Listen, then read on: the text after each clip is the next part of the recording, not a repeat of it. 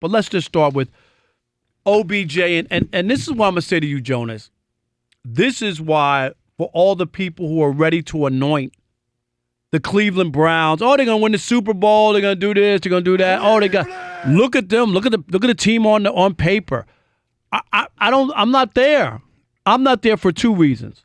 Last year, Baker Mayfield and all the numbers he put up, they beat one team over 500. That was Baltimore, 12-9 early in the season. Yeah. When they still had the old quarterback. Joe Flacco. Flacco under center. He was terrible. Yeah. They beat him 12-9. All the other stuff they racked up were against bad teams in the league, including Cincinnati, which had given up 500-plus yards, 4 straight games, and got their defensive coordinator fired. I mean, that's how bad it was. So part of me is I got to wait to see them against better teams. And number two, the mix of these guys that they've put together, including the star acquisition of OBJ, the problem I have is, and I think it's obvious now, he's not embracing Cleveland. No. He still feels jilted that he got run out of New York. This is why he's brought up this stuff about New York. Why don't you turn the page? You know, the big GQ article, and Rob G., you have some of the quotes from it. But this tells me more than ever, I'm in Cleveland, but I don't really want to be here. And God forbid he doesn't get the ball the way he thinks he should and is the star of the show, you're going to have problems in Cleveland. Listen, when's the last time Odell Beckham went a year without some sort of a distraction? Honestly, like or a distraction or an injury or a suspension. When's the last time? It's never happened. The 6 months out of his mom's womb. I think that was probably the only time. That's never. You worked on that on the plane, didn't you? I did on the way back. Listen, it's never happened. It's a 5-hour flight. Of course, you got all the time in the world. Yes. It's never happened. There's always been some sort of an issue, and he's a great player. And then he is a great player. And one of the things that he said in the article that is just proved the Giants' point even more so is that he went on to say and talk about how he was keeping the brand alive. He felt disrespected by the Giants because he felt like they were a really bad football team. He was helping to keep the brand alive despite them being a bad football team, and that they were getting primetime games because people wanted to see him play. Guess what? That's the truth. He was the only reason people were watching Giant games. Guess what else is true? That's also why he got traded. Because why are you tying that much money up into a receiver who's not benefiting the team at all because they still suck? So that's why he got traded. It's the business of football. Why does he have hurt feelings over it? Absolutely. And he has hurt feelings. Anybody who doesn't think so, Cleveland is cool until you actually get there and you realize, I'm in Cleveland. You know what I mean? Cleveland, everybody. I'm sorry. I mean, Yay. I'm just, this is, don't forget, LeBron James, your native son, he walked out on you twice. Yes. Yeah. He's from there. Yes.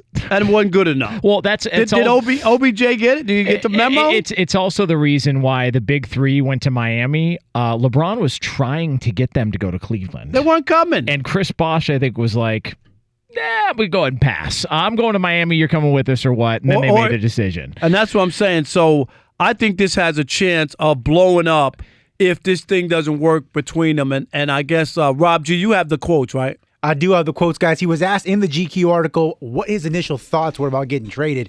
He said, quote, "My initial reaction was not disappointment. I felt disrespected because I felt like I was the main reason at keeping that brand alive. They were getting primetime games still as a 5-11 team. Why? Because people want to see the show. You want to see me play. That's just the real rap. I'm not sitting here like, oh, it's because of me, but let's just be real. That's why we're still getting the primetime games. I felt disrespected. They weren't even man enough to sit me down in my face and tell me what was going on." Can we get a round of applause for the role play by Rob Guerra? Very nice. That is unbelievable. With a lot of attitude. Unbelievable. But I got news for him. When sometimes you get caught up, and he's a great player. I love to watch him play. So that is not even an issue. Yeah. The New York Giants have always been a brand, good, bad, or indifference. I'm going to tell you one thing. I'm 55 years old. You know what I've never seen in my life? Ever. I've never seen a newspaper ad for Giants tickets. You know why? Because you can't get them. Yeah. Do you know what I mean? Like, so I get what you're saying about the brand and whatever, but the Giants are always going to be on national television, good, bad, or indifferent. You know why? Because of the masses. They're going to get a number regardless. I'm telling you, they were bad and used to get national TV games. And not to dive off into the Kaepernick discussion, because that's not the point of this, but it goes to your point of the demand for the Giants. John Mara, who's the owner of the Giants. One of the co-owners, he talked about how he never got so much pushback from Giant season ticket holders than if they were saying, if you sign Colin Kaepernick, we're giving up our season tickets. And I remember when that came out, I said, okay, so if they wanted to sign Kaepernick, tell those people to walk. There's a 15-year wait of people who want season ticket. Get out of here with that crap. I'm telling you, my whole life, I never saw an ad or a commercial buy Giants tickets, ever. But here's the thing, though. I agree with Odell Beckham, because what were people tuning in for to watch Giants games? When he made that big one-handed catch, that was on Sunday Night Football. And it was the perfect... What did you say when you saw... I was watching the game live. Were you watching live or not? Yeah. What did you say when you saw that? Best catch I've ever seen. That's because Chris Collinsworth said the same. I said it with him. I said, that's the greatest catch I've ever seen. I think everybody did. Yeah, but then you realize that Stickum or whatever. And that's well, listen, we don't need sticky gloves. Come on, I mean, we don't need to pour salt on that whole slug of a story. They did lose and they did lose that game, even though I think you have some sticky gloves, but it has nothing to do with football. Nothing to do with that. Yeah, it's just it depends on how. We'll leave that alone. Okay. They only come out about 2 a.m. But here's the thing. It's exactly why he got traded. It doesn't make sense to have that much money tied up in a wide receiver, and it's not helping the team at all. You can say whatever you want about Eli Manning. You could say whatever you want about the defense. It's just simple business. Why would you tie that much money up into Odell Beckham if you're still bad? So, yes, he's correct. People were tuning in to watch Odell Beckham. They weren't tuning in to watch some of the other players on that team, like Nate Soldier or whoever else that they're going out and signing in free agency, Olivier Vernon, the rest of these guys. So yes, they're tuning in to watch you play, but if they're tuning in to watch you play and the results aren't there and you're still bad, then it's a simple business decision. They traded you away, and at some point, he complained about Eli Manning. Wouldn't you say Baker Mayfield's a better quarterback right now than Eli Manning? So then why did he open up the law offices of bitch and moan? Be happy that you got you got the quarterback you want, right? And Eli's Ward. And you're on a better football team. Right, at least on paper you are. Yes, and it's also, though, here is where this is going to get interesting. I remember a team a few years back, and this team was being talked about as the Super Bowl contender. In fact, Michael Irvin went on the air on NFL Network and was picking this quarterback to be the MVP of the league. And the reason he was picking this quarterback is because they had this offensive guru of a head coach, and they had Martellus Bennett at tight end, and they had Brandon Marshall and Alshon Jeffrey, and that quarterback was Jay Cutler, and those Chicago Bears are going to do big things. Fast forward 3 months, they were a raging diaper fire. I believe because it wasn't working. You can't just add all these pieces together and assume it's going to make sense. Plus, you've got a brand new head coach. He's never done this before. He's never done it before. There's a lot of things there, and you have personalities who, if things are all going well, then you're probably good. Yeah. But if they don't, or I'm just saying Baker doesn't get him the ball, or there's an issue, and some other receiver has more passes after 3 games, it's going to be a problem. Yeah, and when I came to Cleveland for this. Yeah, and when one of your goals is I want to pass Jerry Rice in yards.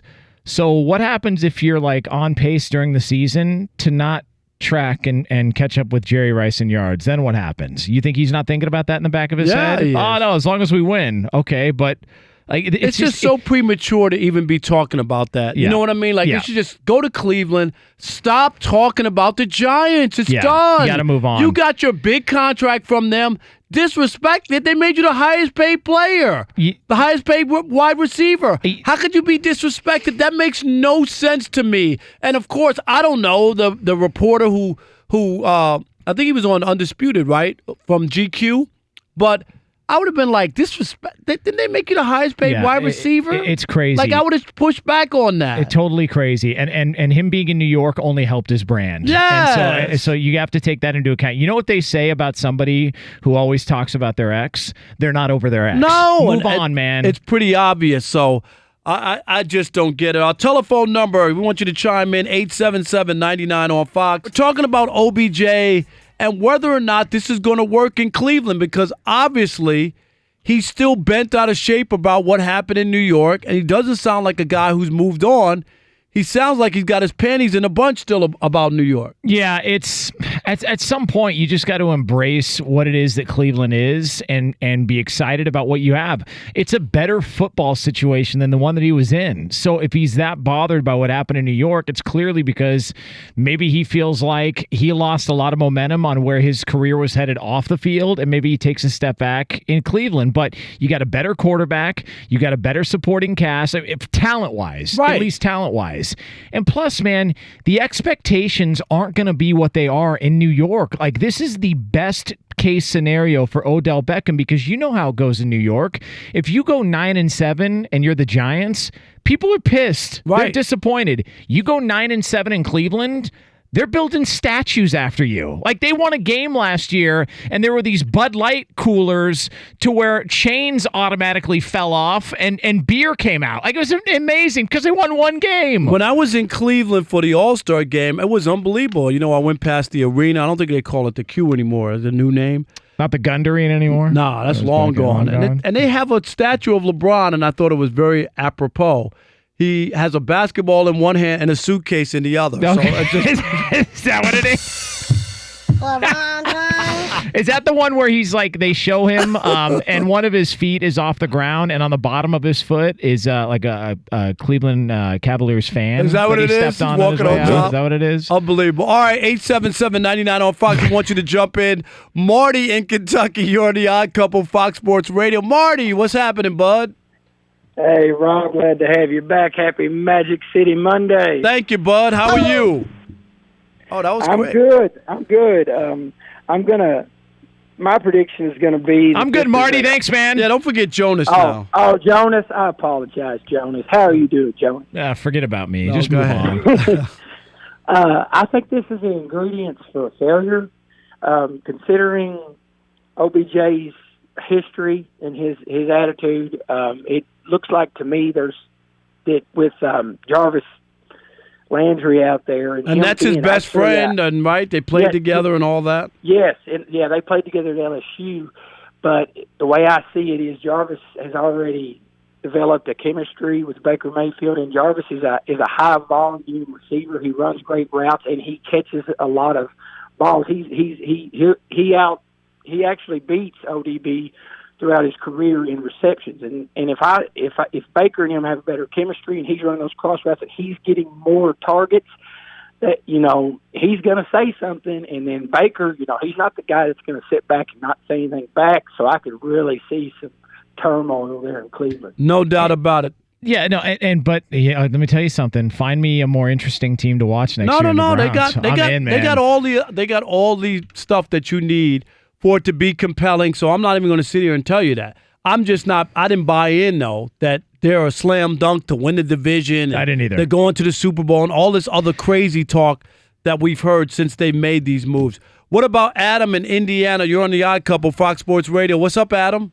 Hey, not much. Love your show. Thank you. I was just curious as to what you guys thought about him getting scared since the Giants drafted Saquon Barkley, since he was going to take a lot of since he was a high talented running back. If he was going to take a lot of the load, since he was talented coming out of the backfield and running the ball, if OBJ got scared of that and wanted to get drafted. I don't know about scared, but you know what? I don't think so. Saquon caught a ton of balls from the backfield. I don't know didn't he set a record, Rob G. or Jonas for receptions out of the backfield? He was really good, but here's why I don't buy into that idea, because he already got paid. So this, like, if he was wanting a new contract and they brought in somebody else and it was going to affect his numbers and his bottom line, and that way he wasn't going to get the contract he was going to get or wanted at the end of it all, then I can understand that thought, because he's taking away touches from Odell Beckham Jr. But he already got paid. Right. And he got paid really, really well. So Saquon being there, if anything, if that makes his job easier, then I would be more open-minded to it, and if I were Odell Beckham. So I don't think that that's it. I just think that he really cares about his brand, and that's okay. And I think he's having probably some concerns about what he's able to do in Cleveland as opposed to the opportunities that were afforded him in New York. No doubt about it. Hey, it's The Odd Couple. I'm Chris. He is Rob. And we want to encourage all of you to subscribe to our YouTube channel. That's right. You know, you can listen to us on the radio, and now you can watch us as well, and it's fun. No question about it. And remember, oh, yeah!